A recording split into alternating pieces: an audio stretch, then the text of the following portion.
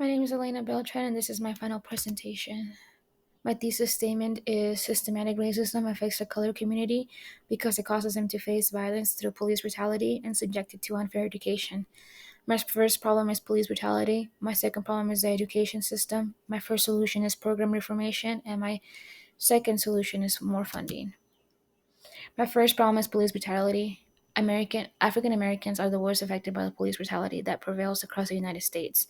Law enforcement have channeled racial violence. There are many incidents where black people were shot for minor offenses. Some big cases were George Floyd and Breonna. JC is an individual that I read from an article that said, with the way police are being towards us, we can't even speak our mind or opinions because of this corner that you feel like they got you in.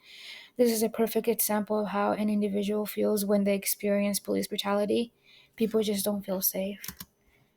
My second problem is in education. Colored students have a disadvantage in education, culturally, academically, because students are taught inaccurate historical facts. Mostly, I learned that in the 13th Amendment documentary, it states that we ended slavery after the Civil War, but in reality, we never ended slavery because so many colored individuals got arrested from and discriminalized. Another thing is historically, colored students receive a lower SAT scores rather than white students. That's because white students have more funding and more money basically. Schools function in the way they are designed because they reflect a deeply fractured society steeped in racism, blind practices, which leads to teachers and administrators who are not taught and trained on how to address systematic inequality or racism in general. My first solution for police brutality is police brutality needs to be stopped by having a program reformation. Officers should be held more accountable for the wrongdoings and actions where when overusing their power. This means that individuals applying for training should do longer process to determine if the individual should be a cop or not.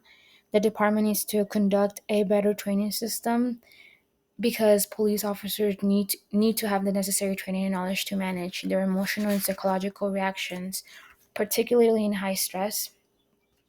My second solution in education are teachers should be trained to teach cultural competence,